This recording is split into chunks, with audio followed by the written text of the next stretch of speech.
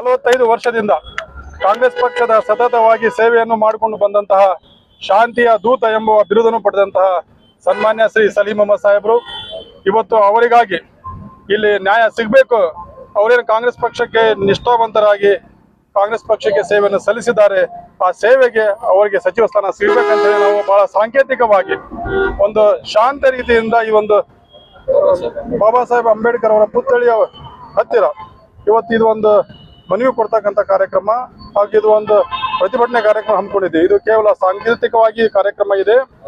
ಇನ್ನೂ ಬಹಳ ದೊಡ್ಡ ರೂಪದಲ್ಲಿ ಸುಮಾರು 2 ದಿನ ಬಿಟ್ಟು ಬಹಳ ದೊಡ್ಡ ರೂಪದಲ್ಲಿ ಈ ಕಾರ್ಯಕ್ರಮ ಇಡೀ ರಾಜ್ಯಾದ್ಯಂತ ಇದು ಆಗಲಿದ್ದು, ಅದಕ್ಕೆ ಕಾಂಗ್ರೆಸ್ ಪಕ್ಷ ಈ ಉತ್ತರ ಕರ್ನಾಟಕದಲ್ಲಿ ಏನು ನಮ್ಮ ಅಲ್ಪಸಂಖ್ಯಾತರಿಗೆ ಅನ್ಯಾಯ ಆಗ್ತಾ ಇದೆ ಅದನ್ನು ಸರಿಪಡಿಸಬೇಕು, ಅಲ್ಪಸಂಖ್ಯಾತರ ಹೆಮ್ಮೆಯ ನಾಯಕ ಅಂತ ಹೇಳಿ ಏನು ಹೆಸರು ಪಡೆದಂತಹ ಸನ್ಮಾನ್ಯ ಸಲೀಂ ಅಹಮದ್ ಸಾಹೇಬರಿಗೆ ಸಚಿವ ಸ್ಥಾನವನ್ನು ಕೊಟ್ಟು ಈ ಭಾಗದಲ್ಲಿ ಸುಮಾರು 20 ವರ್ಷದಿಂದ ಒಬ್ಬರು ಮುಸ್ಲಿಂ ಸಮಾಜದ ಇಲ್ಲಿ ಸಚಿವರಾಗಿ ಯಾರು ಆಗಿಲ್ಲ.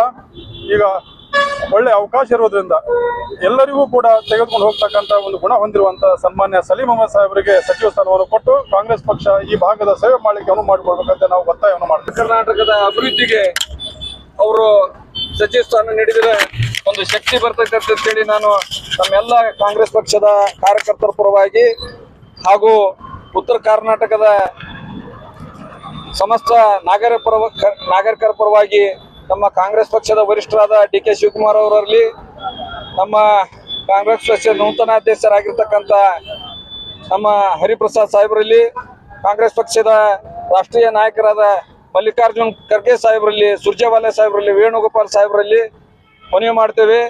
ನಮ್ಮ ಸಲೀಂ ಅಹಮದ್ ಸಾಹೇಬರಿಗೆ ಸಚಿವ ಸ್ಥಾನವನ್ನು ನೀಡಬೇಕಂತ ಹೇಳಿ ತಮ್ಮಲ್ಲಿ ನಾವು ಕಳಕಳಿ ಮನವಿಯನ್ನು ಮಾಡ್ತೀವಿ.